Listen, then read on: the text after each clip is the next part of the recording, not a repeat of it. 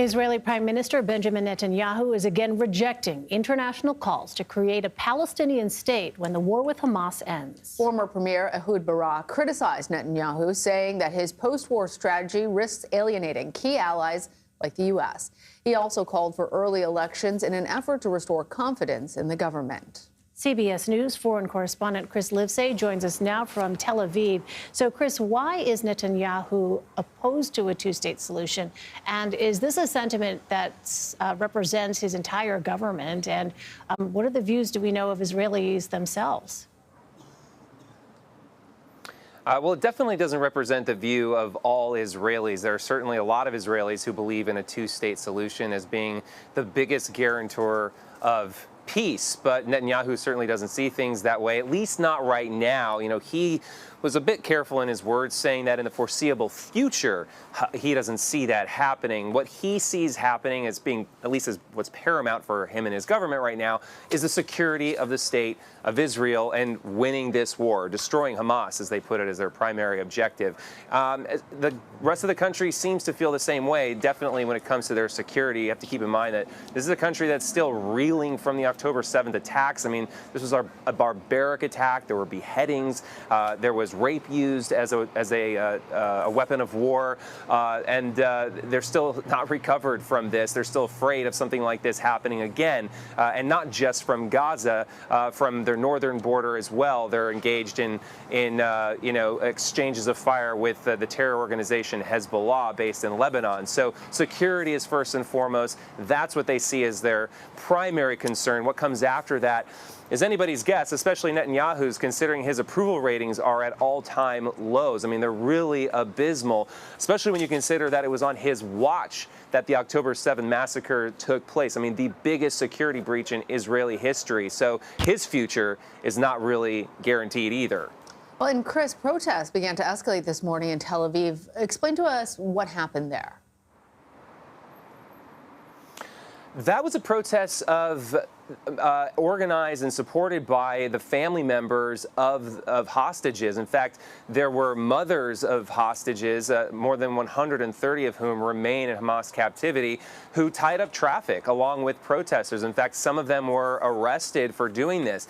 They're upset that, more than 100 days into this war, the government hasn't actually freed any of the hostages thanks to the war. Now, there was a brief ceasefire in November that led to the release of some hostages in exchange for Palestinian prisoners. But their whole argument then is, look, it's the ceasefires that bring about the release of the hostages, not this war. The government, of course, counters that it's only thanks to the war that gives us the leverage to then demand the release of hostages. But when it comes to the actual war and Israeli Defense Forces on the ground freeing hostages through hostile acts, that hasn't happened yet. And we're seeing the families of those hostages getting more and more impatient.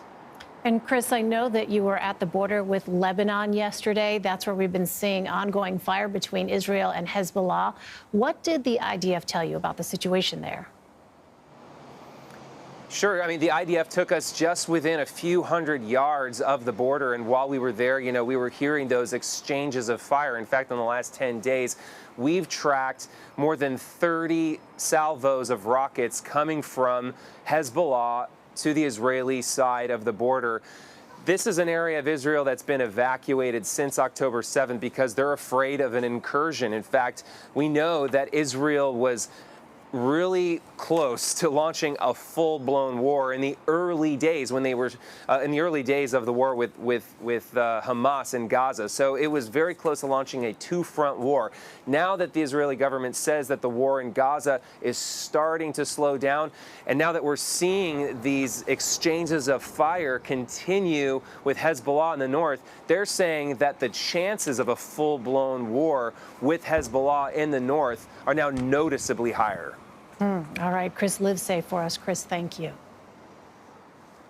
We want to bring in now CBS News Chief White House correspondent Nancy Cordes. Nancy, talk to us about how the White House is responding to this news that Israeli Prime Minister Benjamin Netanyahu is definitive in saying he does not support a two-state solution. Lana, they're kind of shrugging it off. You know, they said yesterday this is something they've heard before. It's nothing new to them that Netanyahu and his cabinet oppose a two-state solution. They say it doesn't change anything for them.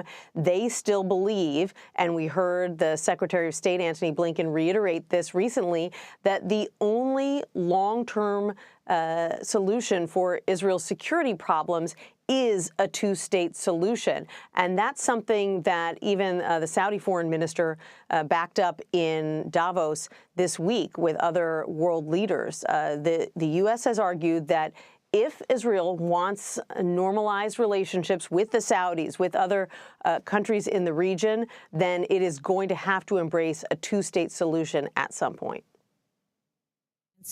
Families of American hostages still believed to be in Gaza met with White House officials yesterday. What can you tell us about that? Well, you can only imagine how heart-wrenching that meeting was, Elaine. We're now at about the 100-day mark since these American Israelis and so many others were taken hostage. It's believed that there are still six American Israelis in Hamas detention after four U.S.-Israeli joint citizens were released at the start of this conflict. And so these family members, they want updates. They want information. They want to know what the White House is doing to try to secure their loved ones' release. And the White House wants to meet with these families periodically to give them those updates, to hear their concerns, and to share with them their best information about where things might stand for their loved ones. So we know that they met with the National Security Advisor, Jake Sullivan, and several other top Biden officials as well. And Nancy, President Biden is signing the continuing resolution on the budget. How will this affect his ability to send aid to Israel?